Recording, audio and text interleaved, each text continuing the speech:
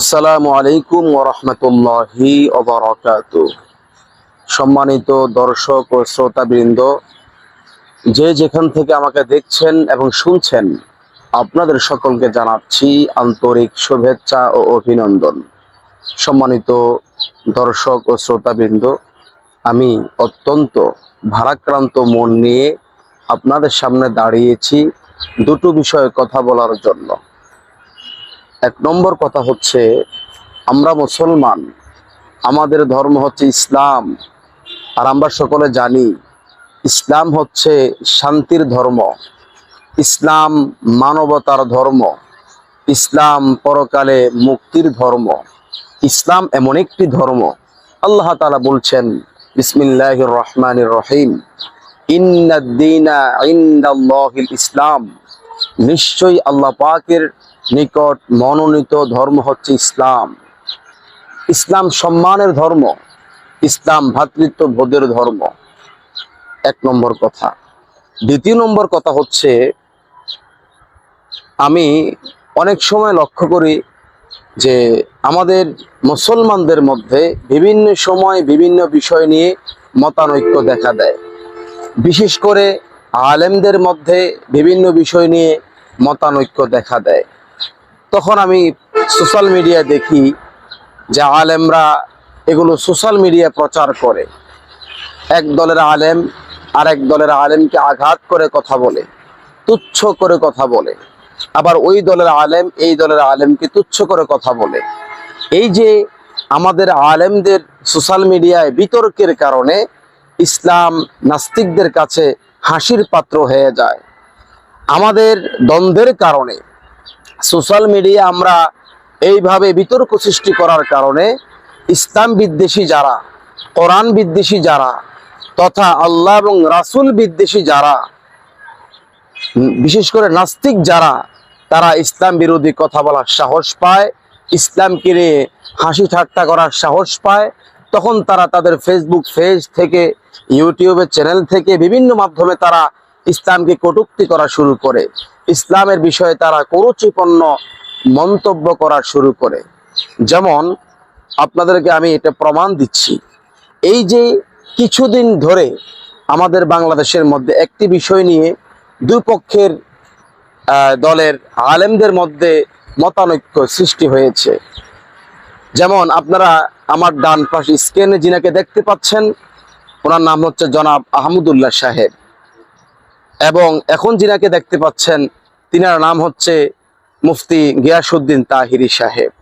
এই দুজনের কথাকে কেন্দ্র করে বর্তমানে বাংলাদেশের সোশ্যাল মিডিয়ায় বিতর্ক সৃষ্টি হয়েছে। যেমন জনাব আহমদুল্লাহ তিনি বলেছেন রাসূলুল্লাহ সাল্লাল্লাহু আলাইহি ওয়াসাল্লাম 40 বছর আগে নবী ছিলেন না।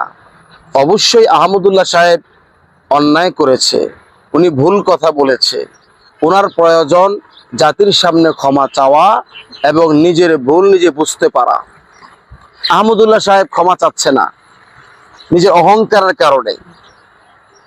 আর এদিক থেকে মুফতি তাহিরি সাহেব প্রতিবাদ করতেছেন। এখন আহমদুল্লাহর দলের যারা, তারা ওই যে তাহিরি সাহেবের বিরুদ্ধে প্রতিবাদ করে, তাহিরি সাহেবের দলের দ্বারা তারা আহমদুল্লাহ সাহেবের বিপক্ষে প্রতিবাদ করে। বিশেষ করে উনি নবী বিদ্বেষী কথা বলেছে, নবীর নবুয়ত নিয়ে উনি একটি মিথ্যা কথা বলেছে, মন গড়া কথা বলেছে। আমরা জানি যখন আদম আলাইহিস সালামও সৃষ্টি হয় নাই, তখনও আমাদের নবী ছিলেন। আর জনাব আহমদুল্লাহ সাহেব বলেছেন যে নবীজি 40 বছর বয়সে নবী হয়েছে, তার আগে নবী ছিলেন না। এটাকে কেন্দ্র করে বর্তমানে বিতর্ক চলছে। সম্মানিত ভাইয়েরা, এখন এই সুযোগে অনেক ইসলাম বিরোধীরা তারা ইসলাম বিদ্বেষী, নবী বিদ্বেষী কথা বলা শুরু করেছে। যেমন আপনারা আমার ভিডিও স্ক্রিনে যাকে দেখতে পাচ্ছেন আমার ডান পাশে, তার নাম হচ্ছে আসাদ নূর। এর আপনারা অনেকে চিনেন। চরম আকারের বেয়াদব, সে নাস্তিক, সে কোরআন বিরোধী কথা বলে, সে আমাদের নবীকে নিয়ে প্রচুর পরিমাণ কুরুচিপূর্ণ কথা বলে। আমার মনে চায় তাকে আমার কাছে পেলে তার গর্দানটা ফেলে দিব। যে আমার নবীর বিরুদ্ধে কথা বলে, সে আমার রক্তের শত্রু, আমার ধর্মের শত্রু। এই বেয়াদব ইতিমধ্যে দেখলাম ওই আহমদুল্লাহ সাহেবের বিষয় কেন্দ্র করে, মুফতি গিয়াসউদ্দিন সাহেবের, তাহিরি সাহেবের বিষয়কে কেন্দ্র করেছে নবী বিদ্বেষী কথা শুরু করেছে। এই যে আমরা সোশ্যাল মিডিয়ায় বিতর্ক করাতে এই নাস্তিক সুযোগ পেয়েছে নবীর বিরুদ্ধে এখন আবার নতুন করে কথা বলার জন্য।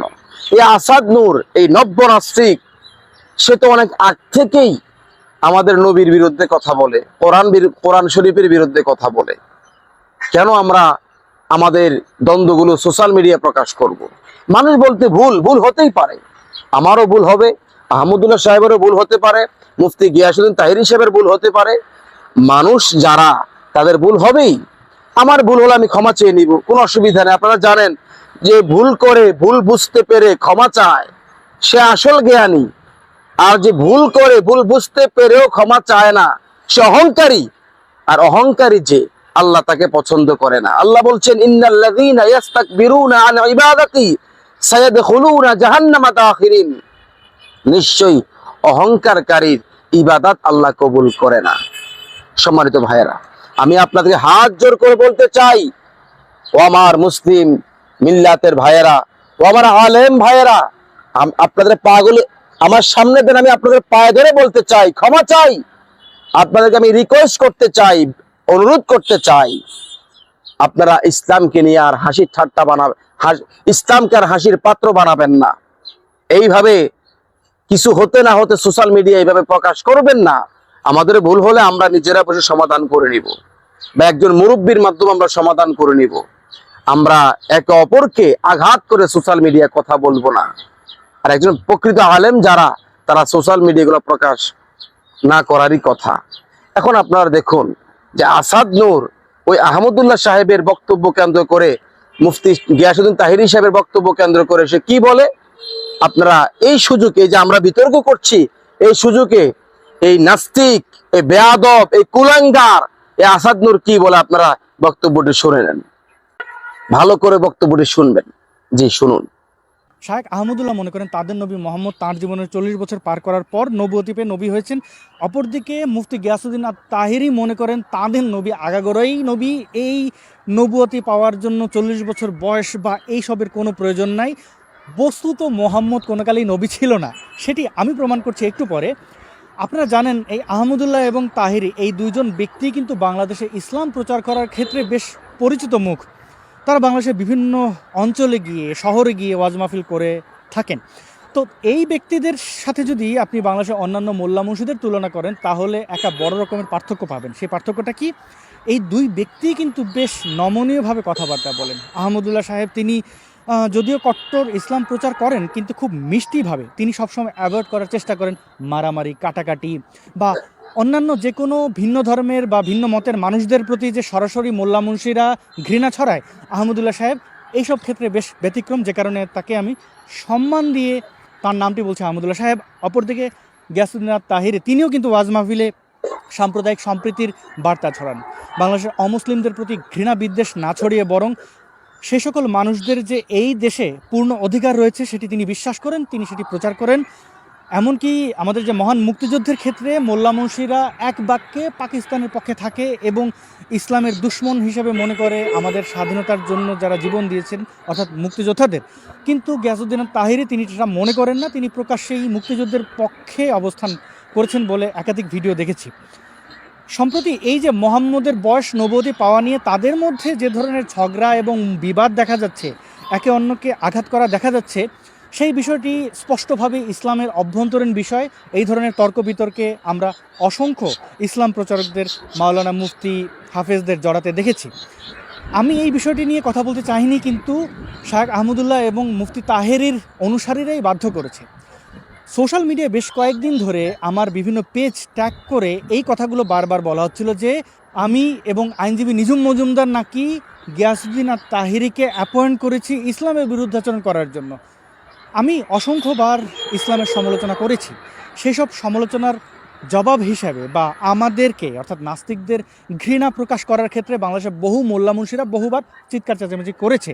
কিন্তু আহমদুল্লাহ সাহেবের অনুসারীরা মনে করছেন যে তাহিরি কখনোই আমার ব্যাপারে কোনো চিৎকার চেঁচামেচি করেননি। কিন্তু বাস্তবতা যদি আমরা দেখি, তাহেরের মুখ থেকেই প্রমাণ পাই তিনি আমাকে ফাঁসি দেওয়া বা ক্যাপিটাল পানিশমেন্টের পক্ষে বহুবার কথা বলেছেন। ইসলামিক স্কলারদের বা ইসলাম প্রচারকদের ভাষায় যেটা বলা হয় হুঙ্কার দেওয়া, সেই হুঙ্কার তিনি দিয়েছেন। চলুন তার মুখ থেকে আমরা শুনে নিই।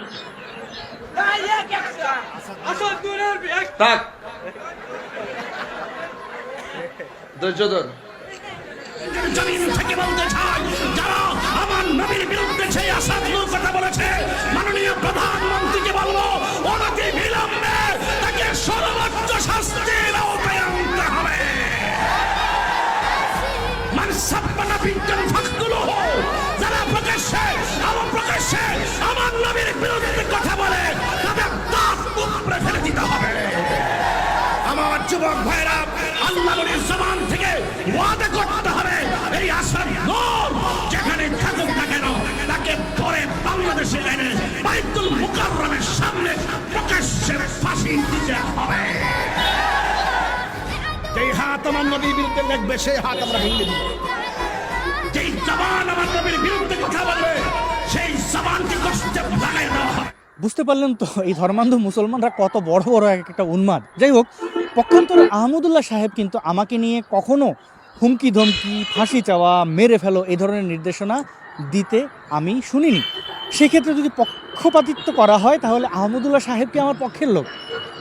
না, যেহেতু আমাকে টানা হয়েছে তাই আমি কথাগুলো বলছি, নিরপেক্ষভাবে কিছু কথা বলার চেষ্টা করব। প্রিয় বন্ধুগণ, আপনারা এই দুই ইসলাম প্রচারকদের অনুসারীদের আচরণগুলো দেখুন। তারা একে অন্যকে, অর্থাৎ যারা আহমদুল্লাহ সাহেবের সমর্থক মনে করছেন তারা তাহিরি সাহেবকে কি ভাষায় গালাগালি করছে সেগুলো আপনারা এই ছবিগুলো থেকে দেখতে পাচ্ছেন। এই ছবিগুলো একটাও আমার বানানো না, তাদের ভিডিওর নিচের কমেন্ট বক্সগুলো দেখলে আপনারা প্রমাণ পাবেন। আমি তাও কিছু ছবি তুলে ধরছি। একে অন্যকে কাফের, ফিরাউন, নমরুদ, হিন্দু ধর্মাবলম্বীদের বিভিন্ন ধর্মীয় ব্যক্তিদের শরীরের মধ্যে তাদের ছবি বসিয়ে এই ধরনের গালাগালি করা হচ্ছে। একে অন্যকে জুতা দিয়ে পেটাচ্ছে, কুকুরের প্রস্রাব খাওয়াচ্ছে। এই ধরনের স্ববিরোধী বা পরস্পর বিরোধী ছবি, মিম, ব্যঙ্গ, বিদ্বেষ দেখা যাচ্ছে। অর্থাৎ এই থেকে স্পষ্ট যে ভিন্ন মতাবলম্বীদেরকে ধর্মান্ধ মুসলমানরা দু চোখে দেখতে পারে না। আমি ইসলামের সমালোচনা করার অন্যতম কারণ কিন্তু এটি। ভিন্ন মত বা ভিন্ন পন্থাকে কোনোভাবেই ধর্মান্ধ মুসলমানরা সহ্য করে না। এমনকি তাদের মতামতের বিরুদ্ধে ইসলামের পক্ষে থাকবে এমন কিছু হলেও দোয়াল্লিন না জোয়াল্লিন, দুরুদ বসে পড়বেন না কি দাঁড়িয়ে পড়বেন, এইসব নিয়ে মারামারি করতে দেখা যায়। তবলিগ জামায়াত নিয়ে মারামারি আমরা দেখতে পেয়েছি। এই যে বিশ্ব ইজতেমা হয় সেখানে মারামারি করে হত্যা, আহত এগুলো ঘটেছে। আরও অসংখ্য এই ফেরকাজনিত মারামারি আমরা দেখতে পাই। কিন্তু বাংলাদেশের অন্যতম দুজন উদারপন্থী মুসলমান বলা যায় এক ক্ষেত্রে, তাহেরিকে তো বলাই যায় আহমদুল্লাহ সাহেব চালাকি করেন। তিনি বেশ চালাক লোক হিসেবে পন্থা ভিন্ন হলেও সরাসরি ঘৃণা ছড়ানোর ক্ষেত্রে তিনি থাকেন না। তো তাদের বেলায় যদি তাদের অনুসারীরা এই আচরণ করে তাহলে আপনি স্পষ্টভাবে বলতে পারেন যে উদারপন্থী আর উগ্রপন্থী যে বক্তাই বলেন সবার অনুসারী বা মুরিদ বা সমর্থক এদের আচরণ একই। এবার আসি মোহাম্মদের নবুয়তি নিয়ে। দেখুন, যে ব্যক্তি তার জীবদ্দশায় কোনো প্রযুক্তি বা কোনো ধরনের ব্যতিক্রম কিছু দেখিয়ে যেতে পারেনি সেই ব্যক্তি নবী হয় কী করে? আমি বলছি না মোহাম্মদকে রকেট বানাতে হবে, অন্ততপক্ষে এমন একজন ব্যক্তিকে কি আপনি নবী বলতে পারেন যে ব্যক্তি রাতের বেলা তার জলের বা পানির পাত্রে প্রস্রাব করত? এই দাবিগুলো তো আমার না, হাদিস দ্বারা প্রমাণিত যে মোহাম্মদ তার খাটের নিচে থাকা জলের পাত্রে প্রস্রাব করত, পাছে বাইরে গেলে তাকে জিন মেরে ফেলতে পারে বা শত্রুর আক্রমণ করতে পারে। আলেম ওলামা, আপনারা যে কিছু হতে না হতে বিতর্ক সৃষ্টি করেন, আপনাদের বিতর্কের কারণে দেখুন নাস্তিক কি বলে যে আমরা সুযোগ দিচ্ছি, আপনারা সুযোগ দিচ্ছেন কেন? এত রাগ কেন? রাগ কমিয়ে ফেলেন। ভুল ত্রুটি হলে আমরা সমাধান করে নিব। কেন আমরা নাস্তিকদেরকে সুযোগ দেই ইসলাম বিরোধী কথা বলার? কেন? উচিত না। শুনেন কি বলে, ভালো করে খেয়াল করেন। তো সেই মোহাম্মদ কেমনে নবী? এই ধরনের জাহুরামি তো আমাদের পোলাপানরা অনেকেই করে, বোতলে মতে না, সেই কাজ মোহাম্মদ করছে। আচ্ছা, বাদ দিলাম তার কথা। তার বউদের ব্যাপারে যদি দেখেন, তারা খোলা মাঠে গিয়ে প্রস্রাব পায়খানা করতো এবং মোহাম্মদের সাহাবীরা তাদেরকে এই মোহাম্মদের বউ তোমার আমি দেখে ফেলছি এরকম কথাবার্তা বলে টিটকারি মারতো এবং মোহাম্মদের আয়সা বলতো তোমার বউদের পর্দা করাও। এবং এই বাধ্য করে দেওয়ার কারণে মোহাম্মদের বউরা কিন্তু দিনের বেলা বাইরে প্রস্রাব পায়খানা করতে যেতে পারতো না। অর্থাৎ স্পষ্টভাবে মোহাম্মদ একটা টয়লেট বানায় যেতে পারে নাই। তারা শৌচকর্ম করত পাথর এবং বিভিন্ন পশু প্রাণীর হাড় দিয়ে। মোহাম্মদ আবার হাদিসে সেই হাড় দিয়ে ঘষাঘষি না করতে বলেছে বিশেষ অঙ্গকে, কারণ হাড় নাকি এবার জিনেরা খায়, জিনেরা মাইন্ড খেতে পারে, তাই তার অনুসারীদেরকে মোহাম্মদ মানা করছে।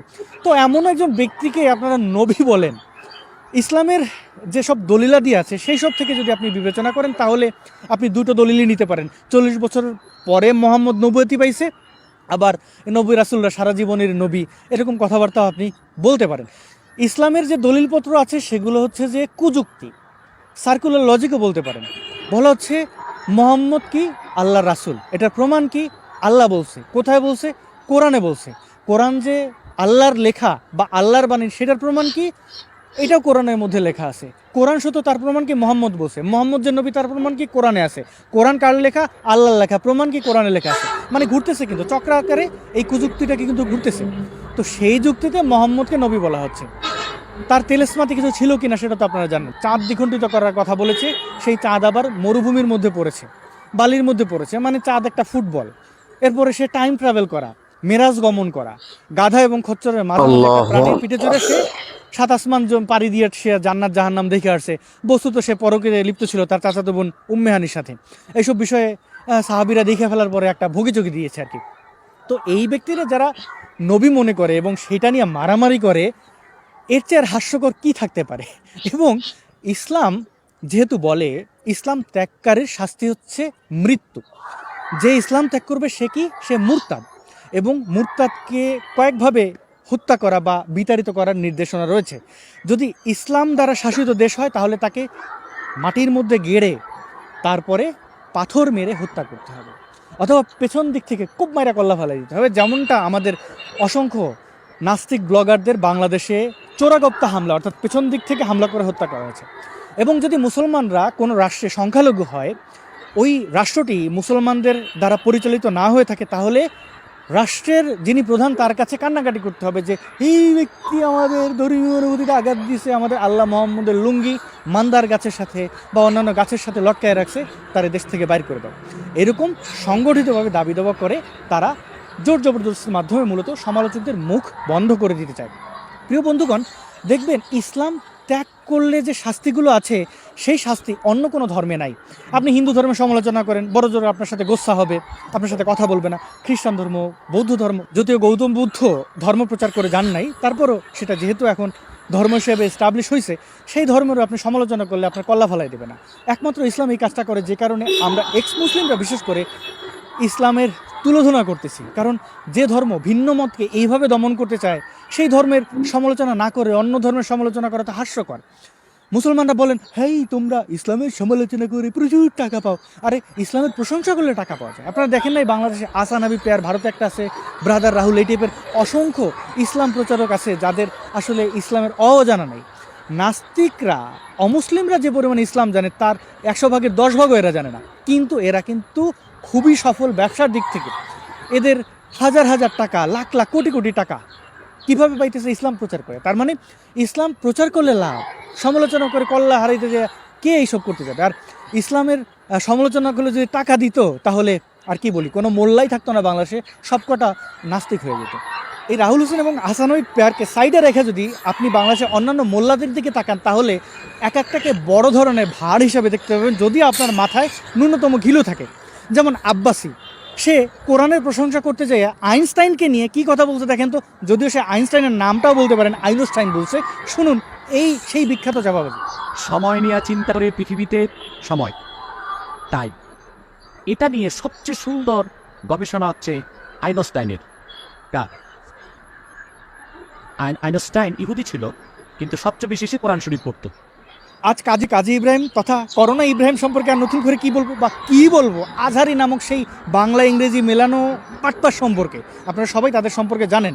এবং এই যে একটা ভয়াবহ ধর্ম বলবো এটারে, এটা তো একটা সন্ত্রাসী গোষ্ঠী, ত্যাগ করলে আপনাকে মেরে ফেলবে, সেই ধর্মের লোকজন তাদের বেলায় কতটা কট্টর এটি স্পষ্ট প্রমাণ পাচ্ছেন আহমদুল্লাহ এবং এই তাহেরের দ্বন্দ্বকে কেন্দ্র করে।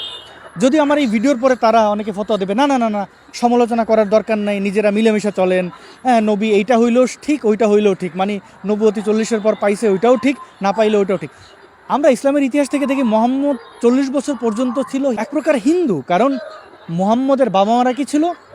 পৌত্তলিক ছিল। পৌত্তলিকতা কি? এক প্রকার হিন্দুজম। এবং মোহাম্মদ তার 40 বছর বয়স পর্যন্ত সেটাই ছিল, অন্য কোনো কিছু ছিল এমন প্রমাণ নাই। সে যখন খাদিজারে বিয়ে করে সে কে ছিল? খ্রিস্টান ছিল। মোহাম্মদের ইসলাম প্রচার এবং ভোগীচকির আগ পর্যন্ত সেই নারী তো খ্রিস্টানই ছিল। মুসলমানদের মধ্যে প্রথম নারী যে ইসলাম গ্রহণ করছে খাদিজা, এবং প্রথম পুরুষ আবু বকর। তো এর আগে ইসলামের নামগন্ধই ছিল না। মোহাম্মদ কেমনে মুসলমান থাকে? হায় আফসোস, দুঃখ লাগে না? আপনাদের কষ্ট লাগে না? এই নাস্তিক যে এতক্ষণ পর্যন্ত আমার নবীর বিরুদ্ধে এত কুরুচিপূর্ণ মন্তব্য করলো, তো জঘন্য মন্তব্য আমার নবীর ব্যাপারে করলো। আমাদের নবী কে? যিনি আল্লাহর হাবিব, যে নবী না হলে আসমান হতো না, জমিন হতো না, চন্দ্র হতো না, সূর্য হতো না। এক কথা আল্লাহ এই সৃষ্টি জগৎ সৃষ্টি করতেন না। সেই নবীর বিরুদ্ধে কথা বলেছে একমাত্র আমাদের কারণে। এখন আমার কিছু ভাইরা বলবে যে আহমদুল্লাহ তো সোশ্যাল মিডিয়ায় সরাসরি বলেছে, এই জন্য মুফতি গিয়াসউদ্দিন তাহিরি সাহেবও তাকে নিয়ে সোশ্যাল মিডিয়ায় প্রতিবাদ করেছে। একবার করেছে, দুইবার করেছে, ঠিক আছে, কিন্তু প্রয়োজন ছিল আহমদুল্লাহ সাহেবকে হোয়াটসঅ্যাপের মাধ্যমে হোক, মেসেঞ্জারের মাধ্যমে হোক, বা ওনার বাসায় গিয়ে হোক, যে কোনো মাধ্যমে হোক, যে কোনো ব্যক্তির মাধ্যমে হোক, ওনাকে সতর্ক করা, কিন্তু সেটা করা হয় নাই। আমি জানি পীর মুফতি গিয়াসউদ্দিন তাহিরি উনি রাইট, ওনার প্রতিবাদ সঠিক, আমি ওনার সাথে একমত। কারণ যে আমার নবীর নবুয়তকে অস্বীকার করেছে, যে আমাদের নবী 40 বছর আগে নবী ছিল না, এক কথা সে কাফের হয়ে গেছে। কারণ যে নবীর নবুয়তকে অস্বীকার করেছে। আমি মুফতি গিয়াসউদ্দিন তাহিরি সাহেবের সাথে একমত আছি, কিন্তু এইভাবে তাহিরি সাহেবের পক্ষের লোক, আহমদুল্লাহ সাহেবের পক্ষের লোকেরা যে প্রতিবাদ করেছে সোশ্যাল মিডিয়ায়, এতে ইসলামের ক্ষতি হয়েছে।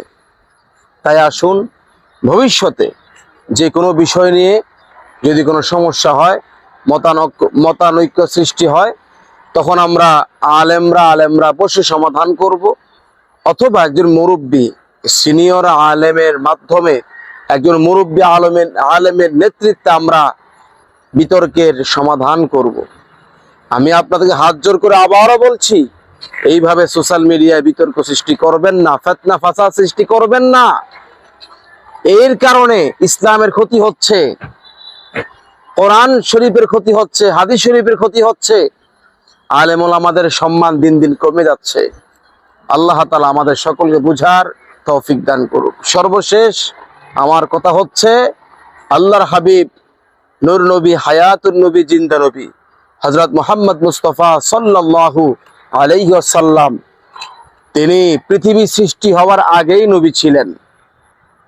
নবীজি বলেছেন, আদম আলাইহিস সালাম যখন আদম আলাইহিস সালামের জিসম তথা বডির মধ্যে রূহ দেওয়া হয় নাই, তখন আমি নবী ছিলাম। আমাদের নবী রূহের জগতে নবী ছিলেন। আসমান সৃষ্টি হওয়ার আগে আমার নবী ছিলেন। জমিন সৃষ্টি হওয়ার আগে আমাদের নবী ছিলেন। আদম নবী পৃথিবীতে আসার আগেও আমাদের নবী ছিলেন, এতে কোনো সন্দেহ নাই। নবীজির দুনিয়াতে আগমন করার পরে নবী মায়ের পেটেও নবী ছিলেন, শিশুকালেও নবী ছিলেন, 40 বছর আগেও নবী ছিলেন, 40 বছর পরেও নবী ছিলেন। পার্থক্য হচ্ছে 40 বছর আগে নবীর নবুয়তকে প্রকাশ করা হয় নাই, আর 40 বছর পরে গিয়ে নবীজির নবুয়ত প্রকাশ করা হয়েছে। ডিফারেন্স এখানেই। আমরা বিশ্বাস করি, আমি আপনাদেরকে আবারও বলছি, আমাদের নবী 40 বছর আগেও নবী ছিলেন, 40 বছর পরেও নবী ছিলেন। আল্লাহ তাআলা আমাদেরকে সঠিকভাবে বুঝার তৌফিক দান করুক। আমার কথা কেউ মনে কষ্ট রাখবেন না। আমি ইসলামের স্বার্থে কথা বলেছি, আল্লাহ এবং তার রাসূলের স্বার্থে কথা বলেছি। সবার কাছে দোয়া চাই। সবাইকে ধন্যবাদ জানাচ্ছি ভিডিওটি পরিপূর্ণ দেখার জন্য। আসসালামু আলাইকুম ওয়া রাহমাতুল্লাহি ওয়া বারাকাতুহু।